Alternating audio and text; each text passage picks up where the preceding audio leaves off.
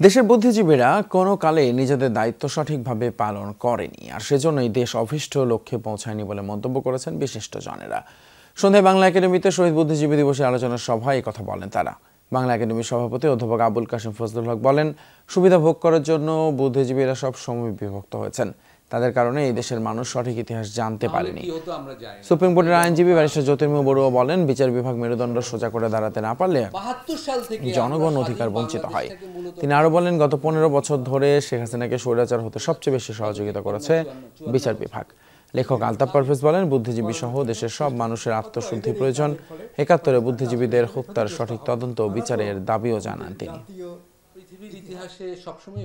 জাতীয় ঐক্য যে একটা দলের বাইরেও অনেক কিছুর মধ্যে রয়েছে, জাতির পরিচয় জ্ঞাপক নানান এন্টিটি, সেইগুলোকে ধরে তো একটা বৃহত্তর ঐক্য প্রতিষ্ঠা করতে হয়। এটা না করার ফল খারাপ হয়েছে। গত 15.5 বছর একটি সরকারকে স্বৈরাচারী সরকার হিসেবে বানানোর ক্ষেত্রে সবচাইতে বড় ভূমিকা রেখেছে বিচার বিভাগ। রাজনীতিও নয়, এদেশের জনগণও নয়।